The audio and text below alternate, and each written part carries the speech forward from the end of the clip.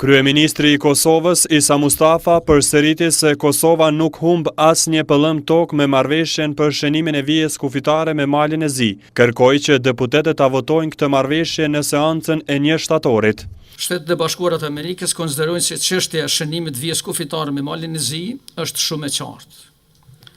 Departamenti i Shtetit ka dhënë vlerësim se kjo vijë është në harmoni me vijën në cilën Shtetet e Bashkuara e kanë pranuar pavarësinë e Kosovës. Qeveria beson shumë se deputet do të veprojnë në harmoni me strategjitë, të cilat i kemi ndërtuar dhe po ndërtojmë me Shtetet e Bashkuara të Amerikës, dhe çdo veprim tjetër nuk do të ishte në interes të Kosovës, në interes sovranitetit të saj dhe të integritetit territorial.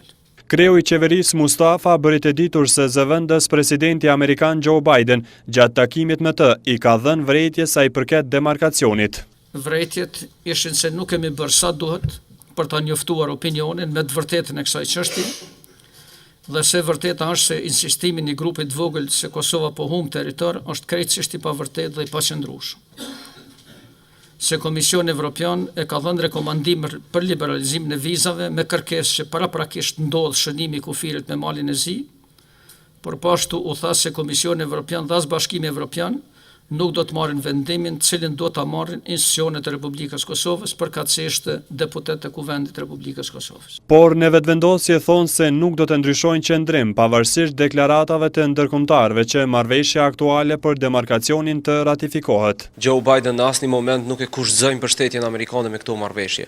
Ai tha që duhet të miratohen këto marrëveshje dhe janë të mira, sepse mendoj që ashtu ai ndjek linjën zyrtare dhe ashtu e kanë informuar këta gabimisht. Ne mendojmë që deklarata e zotit Biden nuk e bën as më të mirë as më të keq demarkacionin.